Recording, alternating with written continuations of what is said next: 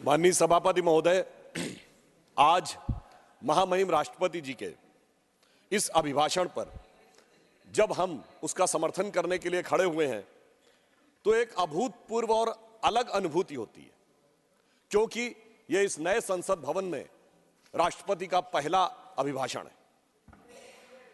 यह स्वतंत्रता का अमृत महोत्सव पूर्ण होने के बाद राष्ट्रपति का पहला अभिभाषण है और गणतंत्र का अमृत महोत्सव प्रारंभ होने के बाद का पहला अभिभाषण है।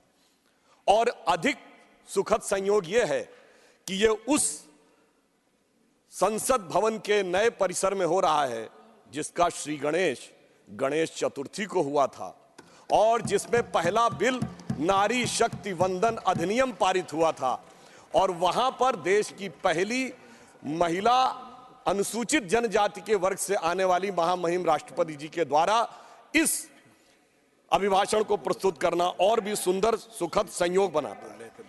और अधिक संयोग बेहतर इसलिए हो जाता है कि जब यह संसद भवन में प्रारंभ हुआ उससे पहले भारत चांद के अछूते कोने को छूने वाला दुनिया का पहला देश भी बन गया था और माननीय प्रधानमंत्री जी ने उस पॉइंट का नाम पॉइंट शिव शक्ति रख दिया था, अर्थात स्त्री शक्ति का उद्भव भारत में वनवासी क्षेत्रों से लेकर विधानसभा और संसद से लेकर चंद्रमा की ऊंचाइयों तक पहुंचाने का यह सुखद संयोग बना, जो मोदी जी के नेतृत्व में अमृत काल में भारत की उभरती हुई और आकाश छूती हुई एक नई शक्ति का प्रतीक।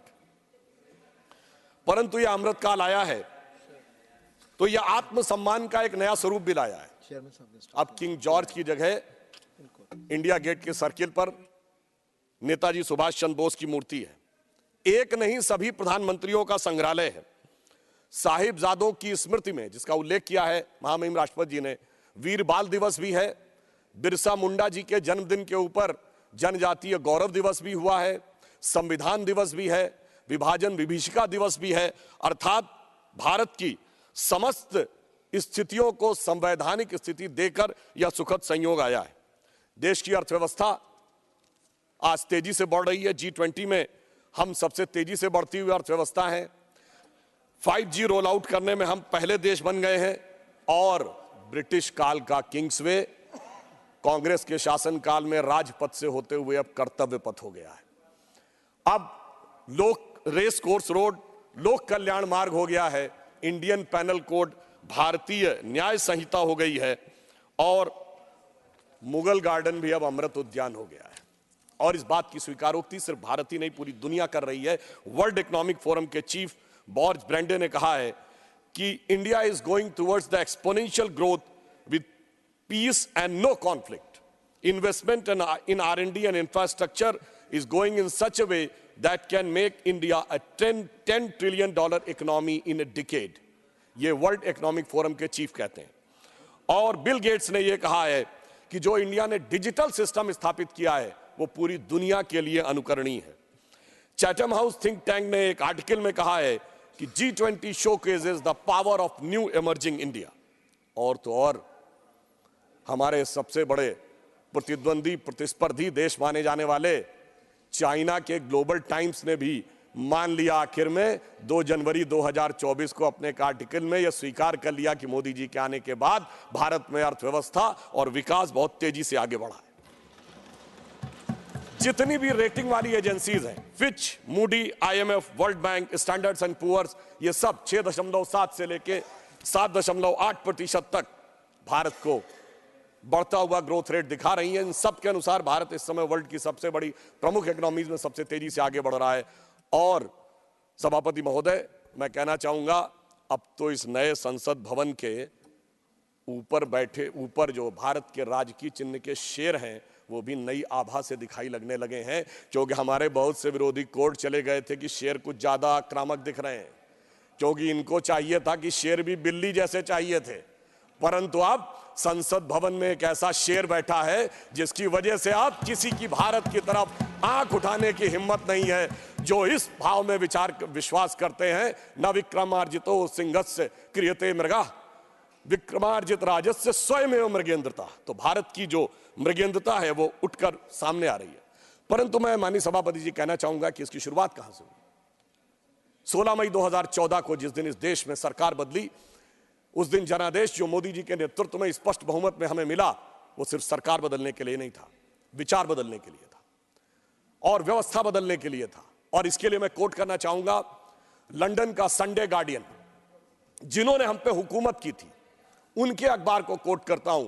वो 18 मई 2014 को लिखता है अपने एडिटोरियल में, India second tourist with destiny. और आगे वो लिखता है 16 मई 2014, यानी वो दिन जिस दिन मोदी जी के नेतृत्व में हमें स्पष्ट बहुमत मिला, should be known in Indian history as the day on which Britishers finally left India।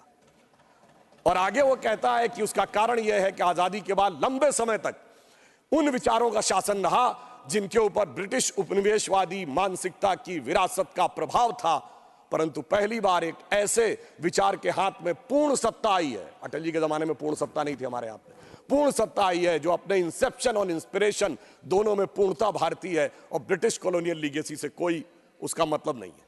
और यह बदलाव वहां पे दिखा जब नीति आयोग बना। 1 जनवरी 2015 को नीति आयोग ने अपनी पहली जो बैठक की, उसमें कहा कि बहुत दिन भारत विदेश से आयातित आर्थिक विकास के मॉडल्स को लेता रहा। कभी हम रूस की कॉपी बनते रहे नेहरूवियन सोशलिज्म मॉडल में, तो कभी अमेरिका की कॉपी बने, मगर पहली बार नीति आयोग ने अपने रेजोल्यूशन में कहा कि now we will not be borrowing upon any model from outside, we will search from original भारतीय मॉडल। और आपने देखा उसके बाद उसकी शुरुआत इस प्रकार से हुई। इस देश में सबसे पहले प्रधानमंत्री जी ने क्या सोचा, वो अंत्योदय के विचार से प्रेरित थे। सभापति महोदय, जब हम लोग सत्ता में नहीं थे तो हम लोग कहते थे, उगा सूर्य कैसा कहो मुक्ति का ये उजाला करोड़ों घरों में न पहुंचा, खुला पिंजरा है मगर रक्त अब भी थके पंछियों के परों में न पहुंचा।